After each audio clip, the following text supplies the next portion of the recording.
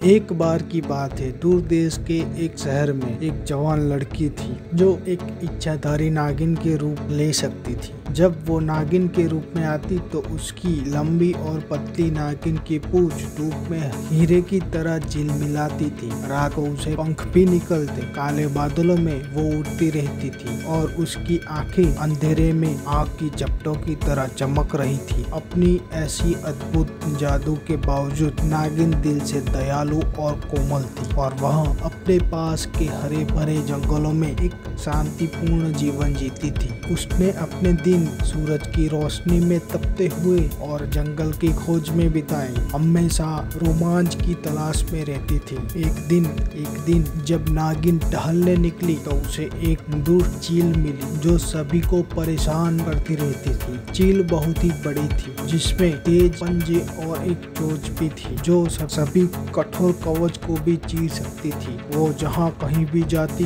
वहाँ विनाश और सभी को परेशान करती और सभी नागिन उसके प्रकोप से भय में रहते थे। नागिन जानती थी कि उसे चील को रोकने और अपने घर की रक्षा करने के लिए कुछ करना होगा, इसलिए उसने अपनी पूरी हिम्मत जुटाई और चील का सामना किया। उसने अपने लंबे सांप जैसे शरीर को चील के चारों ओर लपेटा और कसकर निचोड़ा। अपनी सारी शक्ति लगाकर उसने पकड़ लिया। चील और नागिन के बीच संघर्ष हुआ, लेकिन नागिन दृढ़ निश्चयी थी। वह अपनी पूरी ताकत से डटी रही। उसने दुष्ट चील को भागने से रोक दिया। अंत में एक अनंत काल की तरह लगने के बाद चील की एक जोर से चीख निकलती है और वो जमीन पर गिर पड़ती है। चील की हार का समाचार सुनकर नागिन खुश हो जाते हैं और उस नाग कन्या को वीर जानकर उसकी जय जयकार करते हैं। उस दिन से उस नागिन को भूमि के रक्षक के रूप में जाना जाता था और वह अपनी बाकी दिनों